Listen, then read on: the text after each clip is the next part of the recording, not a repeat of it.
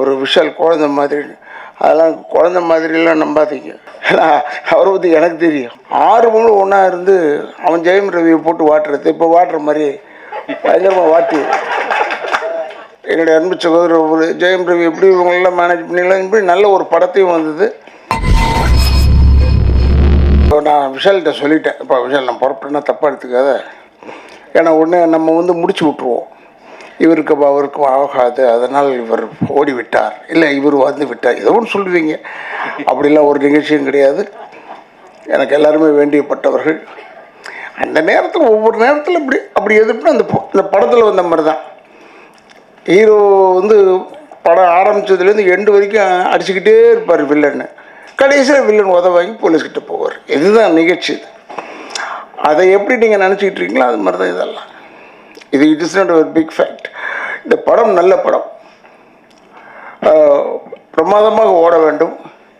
Fight வந்து அந்த சகோதரி செஞ்சுருக்காருன்றது, நாங்கள் அவங்கள வந்து பேராண்மை நடித்தாங்கன்னு நினைக்கிறேன். பேராண்மையில் தான், பேராண்மையில் பார்க்கும்போது நான் சொன்னேன், இது படத்துக்கு தெரியல, ஒன்று பெருசாக தெரியல, நல்லா செஞ்சுருக்கப்பா.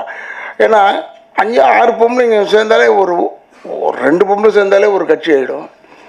6 பொம்பளை ஒன்றா இருந்து அவன் ஜெயம் ரவியை போட்டு வாட்டுறது, இப்போ வாட்டுற மாதிரி பயங்கரமாக வாட்டி அது மாதிரி வாட்டி ரொம்ப பிரச்சனை ஆகிடும். என்னுடைய அன்பு சகோதரர் ஜெயம் ரவி எப்படி இவங்களெல்லாம் மேனேஜ் பண்ணிடலாம், இப்படி நல்ல ஒரு படத்தையும் வந்தது. அதில் ரசிகா நடிக்கும்போது நான் பார்த்து சொன்னேன், பிரமாதமாக இருக்குன்னு. பட்டு ஒன்று தெரிஞ்சு வச்சுக்கோங்க, இது வந்து சகோதரர் விஷாலாக இருக்கட்டும், இல்லைன்னா அவங்களாக இருக்கட்டும், யாராக இருந்தாலும் சரி, ஒரு விஷயம் என்ன, நம்ம ஜாதக பொருத்தை மட்டும்தான் பார்க்குறோம் கல்யாணத்தில். அதை மட்டும் பார்க்கக்கூடாது. ஜாதக பொருத்தை மட்டும் பார்க்கலாம், அது வேறு, அது ஒன்று இருக்கட்டும். ஆனால் உயரத்தில் உங்களோட பெருசாகிடக்கூடாது, பணத்தில் உங்களோட பெருசாகிடக்கூடாது. அதெல்லாம் நம்ம பார்க்கணும். கரெக்டாக செலக்ட் பண்ணியிருக்கார். அப்படியா இருந்தால் நல்ல selection, very good selection. Hope இது வந்து பல பேருடைய வாயில் வெவ்வேறு மாதிரி உழுவுது. அதை பற்றிலாம் கவலைப்படாமல் நீங்கள் நன்றாக இருக்க வேண்டும், ஒற்றுமையாக இருக்க வேண்டும். இப்போ கூட உதவி பேசும்போது சொன்னார், அவர் விஷால் குழந்த மாதிரி, அதெல்லாம் குழந்த மாதிரிலாம் நம்பாதீங்க.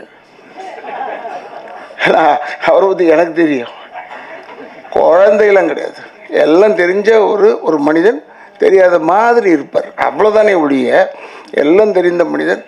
மிக அற்புதமான இதயம் கொண்டவர் விஷால் அவர்கள். அண்ட் ஒன் மோர் திங் என்னென்னா, இங்கே இருக்கிற பத்திரிகையாளர் அன்பர்களுக்கு சொல்கிறேன், தயவுசெய்து இந்த விஷயத்தை நல்ல அழகாக பெருசு பண்ணி இந்த படத்திற்கு வந்தார்கள் இருவரும் ஜோடியாக அப்படின்னு போட்டிங்கன்னா இந்த படத்துக்கு ப்ளஸ் ஆகிடுது.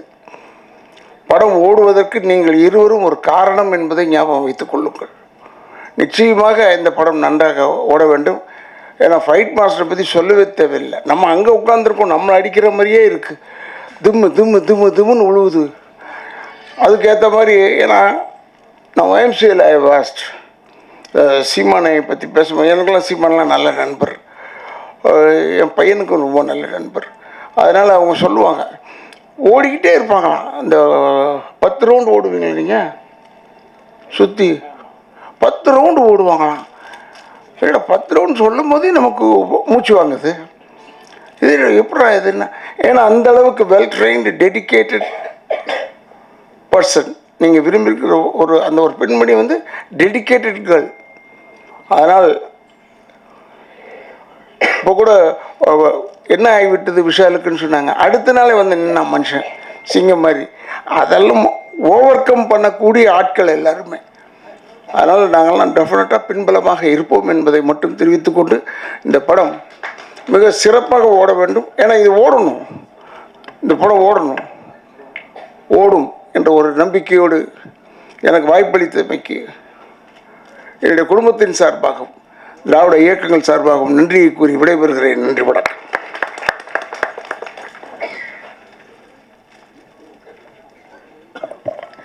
Thank you sir. அடுத்தபடியாக